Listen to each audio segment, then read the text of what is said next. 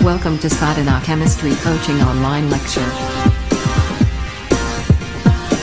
प्यारे बच्चों, कल आपने अध्ययन किया था चालकताओं के बारे में। ओम का नियम, चालकता, विद्युत चालकता और विशिष्ट चालकता। आज की क्लास में इस चालकता का पार्ट 2 लेके आए हैं हम। आज की क्लास में आप मोलर चालकता और तुल्यांक चालकता और उनके बीच रिलेशन का अध्ययन करेंगे। मोलर कंडक्टिविटी और इक्विवेलेंट कंडक्टिविटी, इसके बारे में अध्ययन करेंगे। साथ ही हम मेजरमेंट जानेंगे। इलेक्ट्रोलिटिक सॉल्यूशंस के लिए विद्युत चालकता का मापन कैसे करते हैं, विद्युत अपघटनी विलयनों की चालकता का मापन कैसे करते हैं। तो इसलिए वीडियो को अंत तक देखें और इसका पार्ट 1 देखने के लिए डिस्क्रिप्शन पर दिए हुए लिंक पर क्लिक करें और उससे आप उसको देख लीजिए, तो ये वीडियो आपको और ही शानदार समझ में आ जाएगा। अगर हमारा ये लेक्चर आपको पसंद आता है तो इसको लाइक करना और शेयर करना ना भूलें। साथ ही अगर आप चैनल पर नए हैं तो चैनल को सब्सक्राइब कर लीजिए और बेल आइकन को प्रेस कर लीजिए, जिससे हमारे नए वीडियोज़ की नोटिफिकेशन आप तक सबसे शीघ्र पहुंच सके। तो चलिए अब हम शुरू करते हैं मोलर कंडक्टिविटी और इक्विवेलेंट कंडक्टिविटी। तो सबसे पहले हम जानते हैं भाई मोलर चालकता। मोलर चालकता क्या है? मोलर चालकता यानी कि molar conductivity.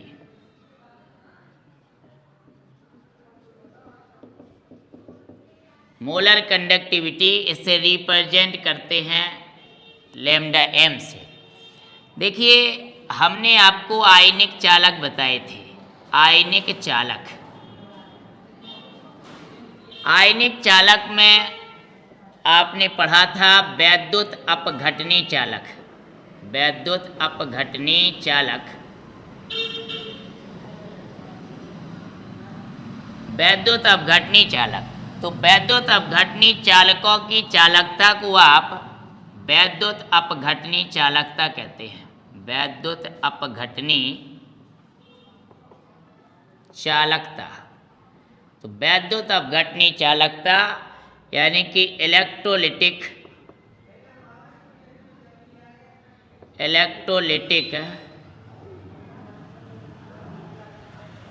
Conductivity. Electrolytic conductivity विद्युत अपघटनी चालकता। अब इस विद्युत अपघटनी चालकता के अंतर्गत आप मोलर कंडक्टिविटी पढ़ते हैं,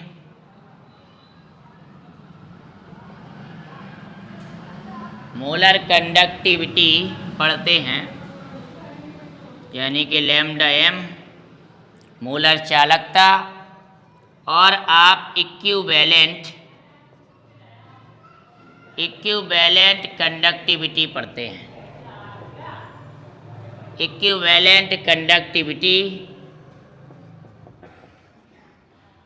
लैम्डा ई क्यू, यानी तुल्यांक चालकता या तुल्यांकी चालकता। इसका आप अध्ययन करेंगे इलेक्ट्रोलिटिक कंडक्टिविटी के थ्रू। तो आप मोलर कंडक्टिविटी पहले पढ़ रहे हैं। तो देखिए, मान लीजिए आपके पास ये पात्र है और इस पात्र में ये विलयन भरा हुआ है और ये विलयन भैया इलेक्ट्रोलिटिक सॉल्यूशन है। इलेक्ट्रोलिटिक सॉल्यूशन है, ये इलेक्ट्रोलिटिक विलयन है। अब इस इलेक्ट्रोलिटिक विलयन में आपके मुक्त आयन्स होंगे, धनायन, ऋणायन। इसके कारण इसमें चालकता होती है। तो मान लीजिए कि ये जो विलयन है ये V घन सेंटीमीटर आयतन का विलयन है। इसका आयतन V घन सेंटीमीटर है और इसमें वैद्युत अपघट्य भैया कितना घुला है? मान लीजिए 1 मोल वैद्युत अपघट्य इसमें घुला है। तो यहीं से आपकी डेफिनेशन आ जाती है कि किसी विलयन के निश्चित आयतन में 1 मोल विद्युत अपघट्य द्वारा उपलब्ध कराए गए आयनों की चालकता को मोलर चालकता या मोलर कंडक्टिविटी कहते हैं। देखिए आयतन निश्चित है V घन सेंटीमीटर। इसमें विद्युत अपघट्य का एक मोल घोला है, तो भाई विद्युत अपघट्य जब भी आप डिजॉल्व करते हैं तो वो फ्री आयंस देता है, जिनके कारण कंडक्टिविटी होती है। तो निश्चित आयतन में एक मोल विद्युत अपघट्य द्वारा उपलब्ध कराए गए आयनों की चालकता को आप मोलर चालकता कहते हैं, मोलर कंडक्टिविटी कहते हैं। अब जो मोलर कंडक्टिविटी होती है उसका विशिष्ट चालकता यानी स्पेसिफिक कंडक्टिविटी के बीच रिलेशन होता है। तो भैया मोलर कंडक्टिविटी लैम्डा m बराबर होता है इस kappa upon Cm। Kappa upon Cm, kappa विशिष्ट चालकता, Cm सांद्रता, विलयन की सांद्रता जिसमें एक मोल विद्युत अपघट्य पदार्थ घुला हुआ है, और लैम्डा m है मोलर चालकता। अब जब एक मोल विद्युत अपघट्य घुला है V घन सेंटीमीटर में, तो आप सांद्रता लिख सकते हो भैया Cm बराबर 1/V घन सेंटीमीटर। 1/V, V का मतलब आयतन और N का मतलब मोल, तो मोल बटे आयतन यही आपकी सांद्रता होती है। तो सांद्रता Cm बराबर 1/V लिख सकते हो। तो आप कह सकते हैं कि भैया लैम्डा m बराबर आ जाएगा लैम्डा m बराबर kappa upon Cm, kappa upon Cm upon kappa into Vm, Bm, B घन सेंटीमीटर, Bm यानी कि आयतन, घन सेंटीमीटर में वह आयतन, Bm घन सेंटीमीटर में वह आयतन है जिसमें विद्युत अपघट्य पदार्थ का एक मोल घुला है, और कप्पा क्या है भाई, उसकी विशिष्ट चालकता है, स्पेसिफिक कंडक्टिविटी है, जो हमने पार्ट 1 में इलेक्ट्रो केमिस्ट्री के पार्ट 1 में उसको डिस्कस किया है। तो अगर आपने पहला पार्ट 1 नहीं देखा है तो उसको ज़रूर देख लीजिए, तब आपको ये बात और अच्छे से समझ आएगी। तो कप्पा इंटू Bm, तो लैम्डा m बराबर कप्पा इंटू Bm, या फिर आप लिख सकते हैं भैया लैम्डा m बराबर कप्पा अपॉन C बराबर कप्पा इंटू V, ऐसा लिख सकते हैं। अब देखिए अगर आप इस सांद्रता के स्थान पर मोलारिटी का प्रयोग कर दें, तो चूंकि मोलारिटी का जो मात्रक होता है वो मोल पर लीटर होता है बेटा जी, और यहाँ पर जो वॉल्यूम होना चाहिए वो क्यूबिक सेंटीमीटर में होना चाहिए। तो लीटर और क्यूबिक सेंटीमीटर में 1000 का संबंध होता है। हमने आपको बताया था कि 1 लीटर में 1000 मिलीलीटर्स होते हैं। हमने आपको बताया था 1 लीटर में 1000 क्यूबिक सेंटीमीटर्स होते हैं। ये बात सिद्ध कराई थी, सिद्ध किया था इस बात को सॉल्यूशन के अंतर्गत, विलयन में आपने इसको सिद्ध किया था। आप उन वीडियोज़ को देख लीजिए तो आपको समझ आ जाएगा कि 1 लीटर में 1000 घन सेंटीमीटर्स होते हैं। इसलिए आपका जो लैम्डा m का सूत्र बन जाएगा वो बन जाएगा kappa into 1000 upon m, capital M। तो ये कैपिटल M कहलाएगी मोलारिटी, मोलारिटी कहलाएगी कैपिटल M। मोलारिटी यानी कि मोलरता, मोलरता कैपिटल M मोलरता कहलाएगी। अब मोलरता का मात्रक होता है मोल प्रति लीटर, तो यहाँ पर आपका जो मात्रक है वो मोल प्रति लीटर ही है। तो जब सवाल में आपको मोलारिटी दी जाती है या मोलारिटी का वैल्यू दिया जाता है तो वो मोल पर लीटर में ही दिया जाता है। तो आपको उसको चेंज नहीं करना है, उसके मात्रक को चेंज नहीं करना है, सीधा यहाँ पर रख देंगे और 1000 से गुणा कर देंगे, ऑटोमेटिकली वो चेंज हो जाएगा। और अगर आपने इस मात्रक को लीटर की जगह क्यूबिक सेंटीमीटर में कन्वर्ट कर लिया तो फिर आप इस 1000 का प्रयोग नहीं करेंगे। एक ही चीज़ है, आप जब इसको क्यूबिक सेंटीमीटर में कन्वर्ट करेंगे तो ऑटोमेटिक 1000 आपका ऊपर चला जाएगा। तो बात एक ही है। तो आप यहाँ मोलरता का यूज करेंगे तो भैया 1000 से गुणा कराएंगे, ठीक है, या फिर आपकी सांद्रता मोल प्रति क्यूबिक सेंटीमीटर्स में होनी चाहिए। तो आप 1000 का प्रयोग नहीं करेंगे। तो फाइनली आपके जो सूत्र बने लैम्डा एम मोलर कंडक्टिविटी या मोलर चालकता के, वो बने हैं लैम्डा एम बराबर कप्पा अपॉन सी एम लिख सकते, बराबर कप्पा इंटू बी एम लिख सकते, या फिर बराबर kappa into 1000 upon capital M यानी मोलारिटी, ऐसा लिख सकते हैं। तो ये आपकी है मोलर कंडक्टिविटी, मोलर चालकता। अब आप इस मोलर कंडक्टिविटी, मोलर चालकता का आप जो है यूनिट निकाल सकते हैं, मात्रक निकाल सकते हैं। मोलर कंडक्टिविटी का आप यूनिट निकाल सकते हैं, यूनिट ऑफ लैम्डा एम। तो यह unit of lambda M, molar conductivity की इकाई या मात्रक कैसे निकलेगा, कैसे निकलेगा मात्रक? स्पेसिफिक कंडक्टिविटी, विशिष्ट चालकता का मात्रक रख देंगे, और मोलारिटी, मोलारिटी का मात्रक रख देंगे, और लीटर के स्थान पर क्यूबिक सेंटीमीटर लिख देंगे। तो आपका जो है सही मात्रक आ जाएगा। तो देखिए कप्पा अपॉन सी एम है, तो कप्पा का मात्रक लिख दीजिए siemens, siemens centimetre inverse upon C M, C M का मात्रक मोल, मोल प्रति क्यूबिक सेंटीमीटर। लीटर नहीं लेना है आपको, लीटर आपका क्यूबिक सेंटीमीटर में यहाँ कन्वर्ट हो जाता है। वही निश्चित आयतन आपने लिया था अभी चित्र में, V घन सेंटीमीटर। तो आपको घन सेंटीमीटर यहाँ पर मात्रक लेना है आयतन का। तो ये ऊपर चला जाएगा भाई, तो आ जाएगा सीमेंज सेंटीमीटर इनवर्स गुणा सेंटीमीटर क्यूब अपॉन मोल। तो ये पावर घट जाएंगी आपकी, तो आ जाएगा siemens centimetre square mole inverse, siemens centimetre square mole inverse, ये इसका मात्रक हो जाएगा। सीमेंज को आप क्या लिख सकते हैं, सीमेंज को, तो यहाँ पर लैम्डा एम का मात्रक आया सीमेंज सेंटीमीटर स्क्वायर मोल इनवर्स। अब चूंकि सीमेंज को आप ओम इनवर्स लिख सकते हैं, तो आप कह सकते हैं भैया इसका मात्रक आप कह सकते हैं ohm inverse centimetre square mole inverse, आप ऐसा भी कह सकते हैं। और आप सीमेंज सेंटीमीटर स्क्वायर मोल इनवर्स कह सकते हैं, ऐसा कह सकते हैं।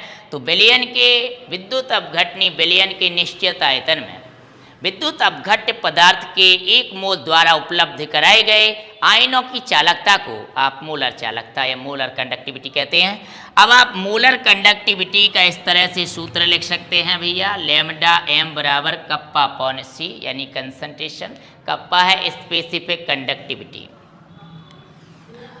और फिर आप अगर सांद्रता के स्थान पर मोलारिटी का यूज करेंगे तो आप 1000 से गुणा कर देंगे, तो इतना सूत्र बन जाएगा। तो फाइनली आपको ये सूत्र याद रखना है, इसी से आपके आंकिक प्रश्न इसके हल होंगे। तो लैम्डा एम बराबर kappa into 1000 upon capital M, capital M molarity है जिसका मात्रक मोल पर लीटर होता है, मोल पर लीटर में इसकी वैल्यू रख दी जाती है। आपका जो लीटर है वो 1000 का प्रयोग कर दिया है आपने, तो वो ऑटोमेटिकली क्यूबिक सेंटीमीटर में चेंज हो जाता है, तो आपको मात्रक चेंज नहीं करना पड़ता है, इसलिए आपको ये सूत्र विशेष रूप से ध्यान रखना है। तो अब आप इसी तरह से लैम्डा एम का मात्रक ध्यान रख सकते हो। ऑब्जेक्टिव केस में ये मात्रक भी आपके कप्पा के और मोलर कंडक्टिविटी, इक्विवेलेंट कंडक्टिविटी के मात्रक और स्पेसिफिक कंडक्टिविटी के मात्रक अक्सर आपको ऑब्जेक्टिव के रूप में पूछ दिए जाते हैं। तो आप आसानी से उनको अगर भूल जाते हो तो इन सूत्रों को के माध्यम से आप उनको निकाल के भी लिख सकते हो, और कि कितना मात्रक होगा। तो आप कप्पा का मात्रक सीमेंज प्रति सेंटीमीटर और लैम्डा एम का मात्रक सीमेंज सेंटीमीटर स्क्वायर मोल इनवर्स आप लिख सकते हैं, ठीक है। अब इसी तरह हम पढ़ेंगे इक्विवेलेंट कंडक्टिविटी। जिस तरह से मोलर कंडक्टिविटी का अध्ययन किया उसी तरह से इक्विवेलेंट कंडक्टिविटी। इक्विवेलेंट कंडक्टिविटी क्या है? तो जैसे आपने एक्सप्लेन किया है मोलर कंडक्टिविटी को, उसी तरह आप एक्सप्लेन कर सकते हैं इक्विवेलेंट कंडक्टिविटी को। जहाँ पर आपने मात्रा विद्युत अपघट्य की मात्रा 1 मोल ली थी, वहाँ पर आप विद्युत अपघट्य की मात्रा 1 ग्राम तुल्यांक ले सकते हैं, 1 ग्राम इक्विवेलेंट ले सकते हैं। तो देखिए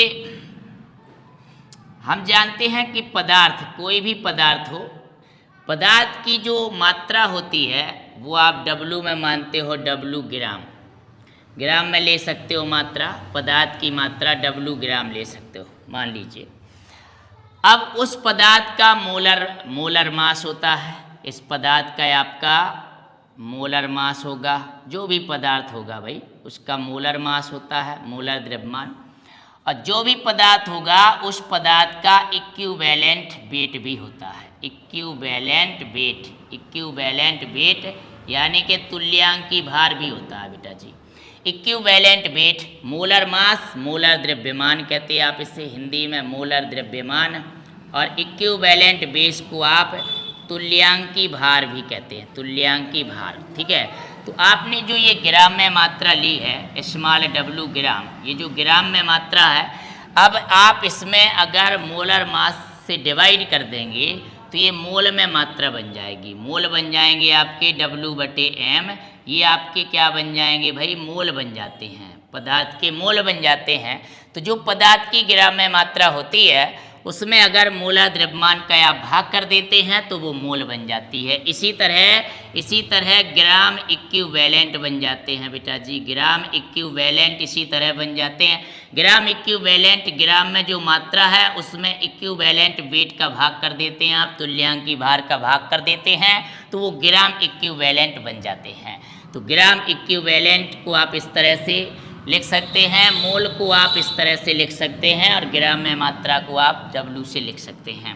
अब आपने बिलियन लिया और उसमें एक फिक्स्ड आयतन ले लिया आपने।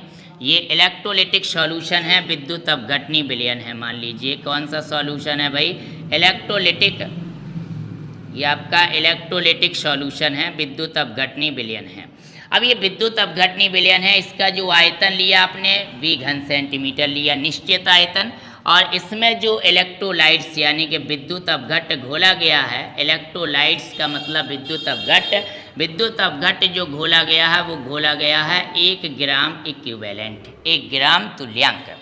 जैसे आपने विद्युत अपघट्ट 1 मोल घोला था तो कंडक्टिविटी को आपने मोलर कंडक्टिविटी कहा था। अब आपने विद्युत अपघट्ट 1 ग्राम तुल्यांक घोला है तो अब आप इसकी कंडक्टिविटी को इक्विवेलेंट कंडक्टिविटी कहेंगे।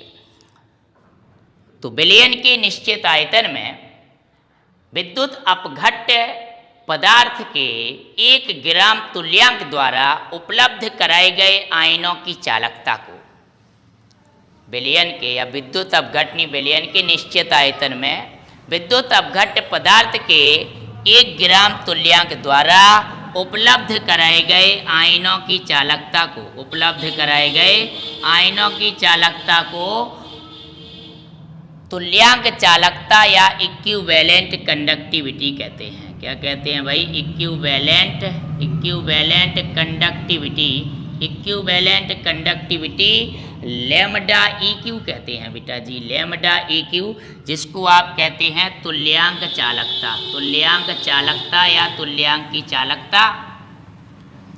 तो विलयन के निश्चित आयतन में विद्युत अपघट्ट पदार्थ का 1 ग्राम तुल्यांक घोलने पर उसके द्वारा उपलब्ध आयनों की चालकता तुल्यांक चालकता कहलाती है, इक्विवेलेंट कंडक्टिविटी कहलाती है। अब ये जो इक्विवेलेंट कंडक्टिविटी होती है और स्पेसिफिक कंडक्टिविटी होती है उसमें उसी तरह का रिलेशन हो जाएगा, लैम्डा EQ बराबर kappa upon CEQ।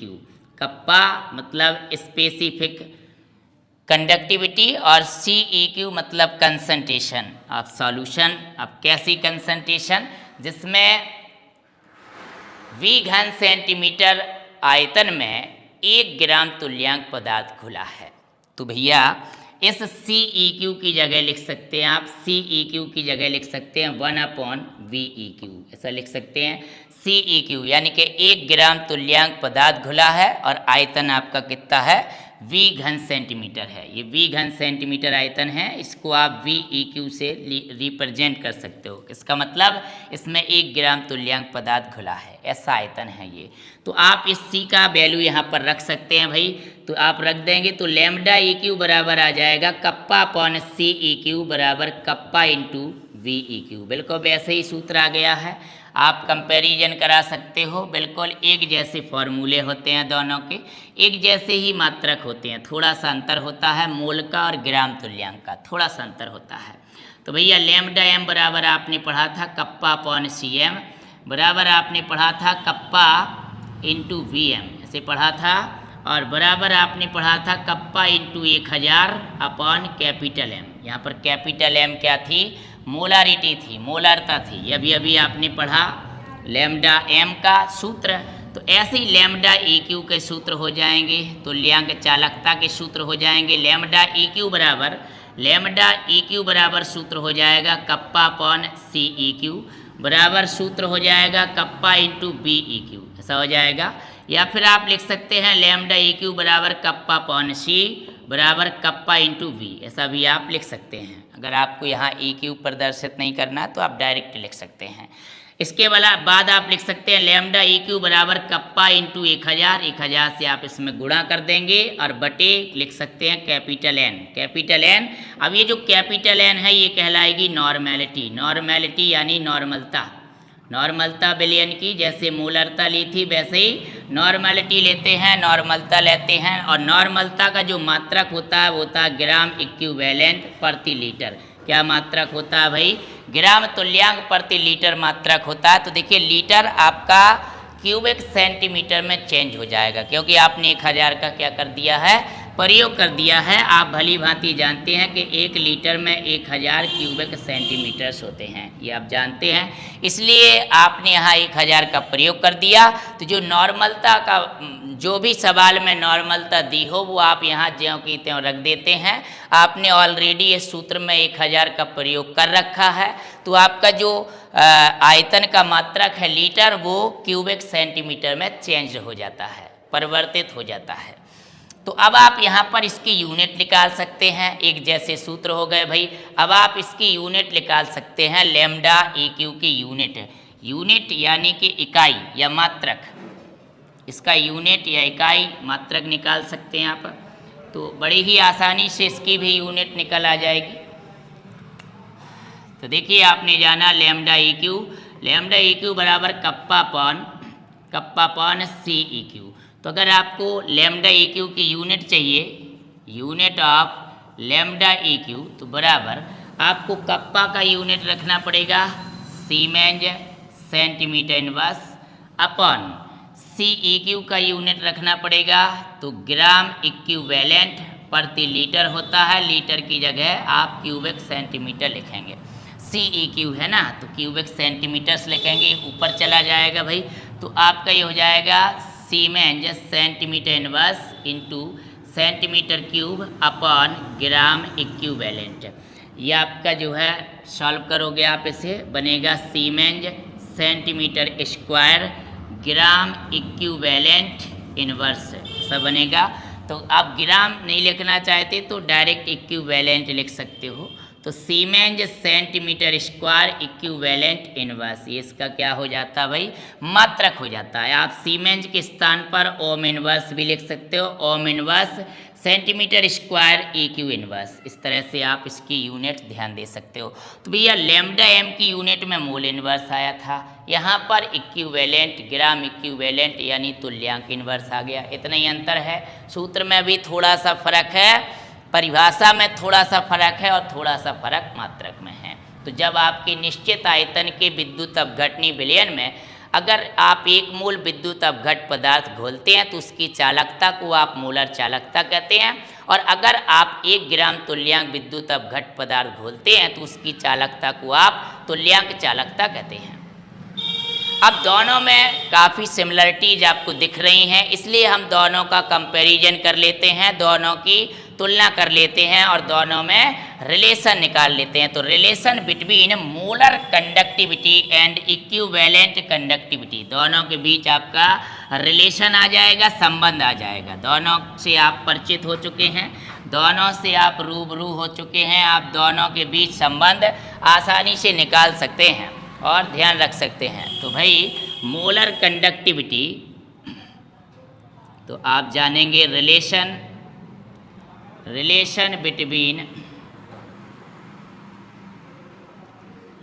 Between molar conductivity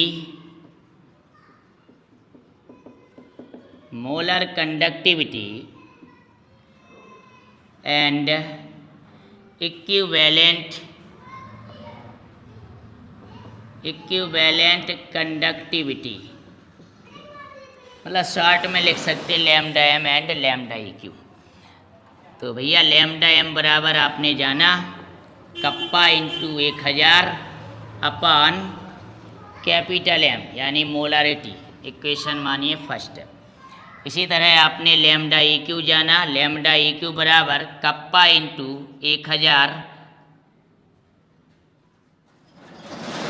upon capital N यानी नॉर्मेलिटी, इक्वेशन नंबर 2।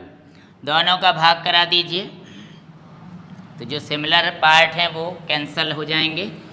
ये कैपिटल एन ऊपर चला जाएगा, तो ये आ जाएगा lambda M upon lambda E Q बराबर ये जाएगा capital N upon capital M. और ये जो कैपिटल एम है ये है आपकी नॉर्मेलिटी, नॉर्मलता, अपॉन कैपिटल एम है ये है मोलारिटी यानी मोलरता, यानी कि मोलरता। दोनों में ये आपका संबंध आ गया। आप इसको और सॉल्व कर सकते हैं, नॉर्मेलिटी और मोलारिटी के फॉर्मूले आप खोल दीजिए। तो भैया lambda M upon lambda E Q बराबर नॉर्मेलिटी को लिख सकते हैं स्मॉल w गुणा 1000 अपॉन कैपिटल ई तुल्यांकी भार गुणा विलियन का आयतन क्यूबिक सेंटीमीटर या मिलीलीटर्स में। ऐसे लिख सकते हैं w गुणा 1000 अपॉन कैपिटल एम अणु भार मोलर मास गुणा विलियन का आयतन क्यूबिक सेंटीमीटर्स या मिलीलीटर्स में। जो सिमिलर पार्ट हैं वो कैंसल आउट हो जाएंगे। ये आपका जो m है ये ऊपर चला जाएगा, तो स्मॉल m बचेगा अपॉन कैपिटल E बचेगा। स्मॉल m को आप क्या कहते हो भाई? मोलर मास, मोलर द्रव्यमान कहते हो। और E को आप क्या कहते हो? E को आप इक्विवेलेंट वेट कहते हैं, तुल्यांकी भार कहते हैं। इक्विवेलेंट वेट यानी कि तुल्यांकी भार, ये रिलेशन आ गया। आप इसको और सॉल्व कर सकते हो, तो और रिलेशन को और अच्छे से लिख सकते हैं। इक्विवेलेंट वेट को आप लिख सकते हैं molar mass upon N factor या बैलेंसी फैक्टर, ऐसा लिख सकते हैं आप। तो भैया lambda M upon lambda E Q बराबर यह जाएगा कैपिटल एम और स्मॉल एम, इसको लिए small M upon N factor, ऐसा लिख सकते हैं बैलेंसी फैक्टर या N factor. M cancel out हो जाएगा, बराबर में आ जाएगा आपका एन फैक्टर या बैलेंसी फैक्टर, ये गुणा में चला जाएगा। तो फाइनली रिलेशन आ जाएगा लैम्डा एम बराबर lambda E Q into N factor. ये आपका दोनों के बीच क्या हो जाता है? संबंध हो जाता है, रिलेशन हो जाता है, दोनों के बीच रिलेशन हो जाता है। अब हम बात करते हैं चालकता के मापन की। विद्युत अपघटनी विलयन है। देखिए अम्ल, क्षार या लवण को जब हम डिजॉल्व करते हैं तो वह आयनों में टूट जाते हैं, आयनित हो जाते हैं, और उन्हीं आयनों के कारण उनके विलयनों में चालकता होती है, तो वो आयनिक चालक कहलाते हैं।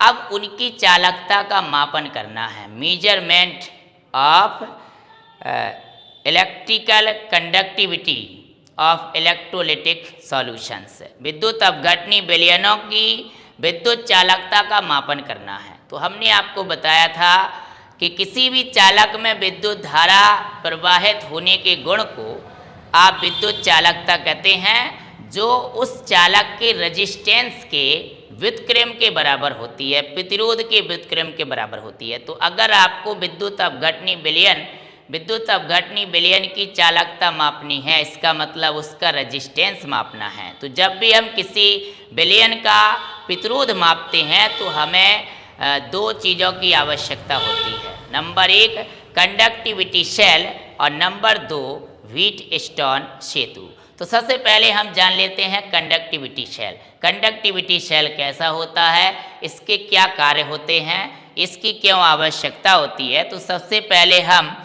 कंडक्टिविटी सेल जानते हैं भाई कि चालकता सेल क्या है। चालकता सेल या कंडक्टिविटी सेल क्या है। कंडक्टिविटी सेल और व्हीटस्टोन सेतु की सहायता से ही आप विद्युत अपघटनी विलयन की चालकता माप सकते हैं, उसका प्रतिरोध माप सकते हैं। जब उसका प्रतिरोध माप लेते हैं तो उसकी चालकता का भी चालकता पता चल जाती है, चालकता ज्ञात हो जाती है। तो कंडक्टिविटी सेल, देखिए कंडक्टिविटी सेल कांच का एक पात्र होता है। कांच का एक क्या होता है, पात्र होता है बेटा जी। कांच का किसी भी डिजाइन का आप पात्र ले सकते हैं। इसमें 2 इलेक्ट्रोड लगे होते हैं, 2 तार लगे होते हैं आपके कॉपर के। ये कॉपर के 2 इलेक्ट्रोड लगे हैं और इसमें प्लेटिनम ब्लैक विलेपित होता है। प्लेटिनम ब्लैक का कोड होता है, कोडेड रहता है ये प्लेटिनम ब्लैक। ये आपका यहाँ पर प्लेटिनम ब्लैक है, प्लेटिनम ब्लैक का कोड चढ़ा रहता है, प्लेटिनम ब्लैक। ये आपके इलेक्ट्रोड्स हैं। तो देखिए ये बिल्कुल खोखला सेल होता है। विद्युत अपघटनी चालकता सेल की बात कर रहे थे हम। विद्युत अपघटनी विलयन को इसी चालकता सेल में भरा जाता है और फिर इस चालकता सेल को हम व्हीटस्टोन सेतु से जोड़ते हैं और इसमें भरे हुए विलयन का हम रेजिस्टेंस यानी प्रतिरोध निकालते हैं। तो चालकता सेल की बात कर रहे हैं हम। कंडक्टिविटी सेल की बात कर रहे हैं भाई। चालकता सेल कांच का एक पात्र होता है जिसमें 2 इलेक्ट्रोड लगे होते हैं आपके कॉपर के और उन पर प्लेटिनम ब्लैक का कोड चढ़ा रहता है, प्लेटिनम ब्लैक से विलेपित होते हैं। अब चालकता सेल में दोनों इलेक्ट्रोडों के बीच की दूरी निश्चित होती है, कांस्टेंट होती है और जो इलेक्ट्रोड आप यूज कर रहे हो उसके अनुप्रस्थ काट का क्षेत्रफल, क्रॉस सेक्शन एरिया, वो भी निश्चित होता है, दोनों कांस्टेंट होते हैं। तो इलेक्ट्रोडों के बीच की दूरी आपकी कांस्टेंट होती है जिसे आप L लिखते हैं और इसके अनुप्रस्थ काट क्षेत्रफल कैपिटल ए भी कांस्टेंट होता है। तो इसका रेशियो भी कैसा होगा बेटा जी, कांस्टेंट होगा। तो किसी चालकता सेल में दोनों इलेक्ट्रोडों के बीच की दूरी और इलेक्ट्रोड के अनुप्रस्थ काट का क्षेत्रफल नियत होता है, इसलिए दोनों इलेक्ट्रोडों के बीच की दूरी और अनुप्रस्थ काट क्षेत्रफल का अनुपात भी नियत होता है और इस नियतांक को आप सेल नियतांक, सेल कांस्टेंट कहते हैं बेटा जी। सेल स्थिरांक कहते हैं इसको आप, सेल स्थिरांक या आप सेल नियतांक कहते हैं, सेल कांस्टेंट कहते हैं। आप इसको G स्टार से रिप्रेजेंट कर सकते हैं। तो G स्टार बराबर L/A। इसकी यूनिट भी निकाल सकते हो, मात्रक। तो देखिए L का मात्रक सेंटीमीटर और A का मात्रक आपका सेंटीमीटर स्क्वायर। तो ये आपका मात्रक आ जाएगा सेंटीमीटर इनवर्स या फिर मीटर इनवर्स। तो आप सेल स्थिरांक का मात्रक सेंटीमीटर इनवर्स या मीटर इनवर्स लिख सकते हैं। तो सेल स्थिरांक का मात्रक भी आपसे पूछ लिया जाता है। इस सेल में आप विद्युत अपघटनी विलयन भरते हो और एक व्हीटस्टोन सेतु में इसको जोड़ते हो एज ए अज्ञात प्रतिरोध के रूप में। व्हीटस्टोन सेतु में आपके 4 प्रतिरोध जुड़े होते हैं जिसमें से एक परिवर्तनीय प्रतिरोध होता है, एक अज्ञात प्रतिरोध होता है और उन चारों प्रतिरोधों के बीच में से एक गैल्वेनोमीटर जोड़ा जाता है और एक बैटरी, एक कुंजी लगाई जाती है। तो देखिए किस तरह से सेतु का समायोजन होता है व्हीटस्टोन सेतु का। व्हीटस्टोन सेतु में इस तरह से आपके 4 रेजिस्टेंस जुड़े होते हैं, प्रतिरोध जुड़े होते हैं। 4 ये चालक जोड़ दीजिए जिनके अलग अलग प्रतिरोध हैं, जिसमें से भैया एक तो आपका प्रतिरोध बॉक्स होता है, तब तो आप प्रतिरोध को बदल सकते हो। फिजिक्स लैब में आप प्रतिरोध बॉक्स देखते हैं। देखिए इस तरह से जो है बनाना है। यहाँ बीच में लगा देते हैं गैल्वेनोमीटर जी, गैल्वेनोमीटर। ये इस तरह से चालक जुड़ा है। यहाँ पर आप एक कनेक्शन कर देते हैं। यहाँ एक जो है कुंजी लगा दीजिए और बैटरी लगा दीजिए इस तरह से, प्लस माइनस।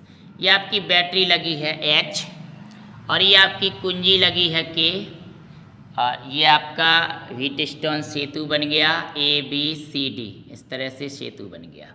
ये बीच में गैल्वेनोमीटर लगा है जी। अब ये आपका इस चालक का प्रतिरोध है R1, ये आपका परिवर्तनीय प्रतिरोध है R2, जिसको आप बदल सकते हो सेतु को समायोजित करने के लिए, संतुलित करने के लिए।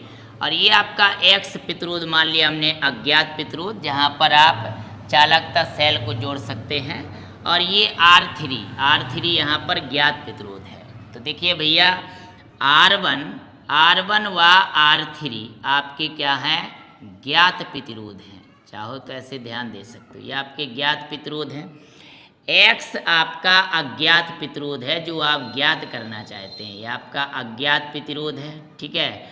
और R2 आपका परिवर्तनीय प्रतिरोध है, परिवर्तनीय प्रतिरोध है, परिवर्तनीय, यह आपका परिवर्तनीय प्रतिरोध है, ठीक है। ये परिवर्तनीय प्रतिरोध है बेटा जी। आप यहाँ पर इस प्रतिरोध को चेंज करते हैं, परिवर्तित कर सकते हैं, जिससे कि गैल्वेनोमीटर में शून्य विक्षेप की स्थिति आ जाए। गैल्वेनोमीटर में विद्युत धारा का प्रवाह ना हो, शून्य विक्षेप की स्थिति आ जाए, तो उस स्थिति में ये सेतु संतुलन की अवस्था में मानी जाती है। जब सेतु संतुलन की अवस्था में होती है तो आप लिख सकते हैं भैया R1 बटे R2 बराबर आप लिख सकते हैं X अपॉन R3, ऐसे लिख सकते हैं। या फिर आप लिख सकते हैं R2 बटे R1 बराबर R3 बटे X, यानी संलग्न चालकों के प्रतिरोधों का अनुपात नियत होता है, बराबर होता है जब आपका सेतु संतुलन में होता है, गैल्वेनोमीटर में शून्य विक्षेप की स्थिति रहे, तो आप लिख सकते हैं R1 बटे R2 बराबर X बटे R3, या आप लिख सकते हैं R2 बटे R1 बराबर R3 बटे X, ऐसा लिख सकते हैं। तो यहाँ से जो X आपका ज्ञात प्रतिरोध है वो आपका ज्ञात हो जाएगा। इससे आप कैलकुलेट कर सकते हो, क्योंकि R1 और R3 आपके ज्ञात प्रतिरोध थे, R2 आपका परिवर्तनीय प्रतिरोध था, तो भैया कितना लगाया है वो आपको ज्ञात हो जाएगा सेतु को संतुलित करने में। और जो अज्ञात प्रतिरोध है, किसी भी चालक तार का निकाल रहे हो या विद्युत अपघटनी विलयन का जो अज्ञात प्रतिरोध है, वो इस तरह से आपका ज्ञात हो जाएगा। अब देखिए, अब जब हम विद्युत अपघटनी विलयन में चूँकि DC करंट भेजते हैं तो वहाँ पर ध्रुवीकरण प्रभाव लगता है, इसलिए यहाँ पर हमें कुछ संशोधन करने होंगे। गैल्वेनोमीटर की जगह हेडफोन और बैटरी की जगह AC करंट, इसका प्रयोग करना पड़ेगा, तभी आप जो है चालकता का मापन कर सकते हैं, प्रतिरोध का मापन कर सकते हैं। तो उसको अब हम अगली क्लास में जानेंगे। तो भैया कमेंट लिख के ज़रूर बताएं कि ये आज की क्लास कैसी लगी, शानदार रही आपके लिए कि नहीं। और अगर आपको पिछले वीडियोज़ हमारे देखने हैं तो हमारे जो है डिस्क्रिप्शन में लिंक मिल जाएंगी, या फिर हमारे चैनल पर सर्च कर सकते हो और उनको देख सकते हो। और अगर आपको ये वीडियो पसंद आया है तो इसको लाइक ज़रूर करें और शेयर करें। साथ ही हमारे चैनल पर यदि नए हो तो उसको सब्सक्राइब करके बेल आइकन को प्रेस कर लीजिए, बेल आइकन को प्रेस कर लीजिए।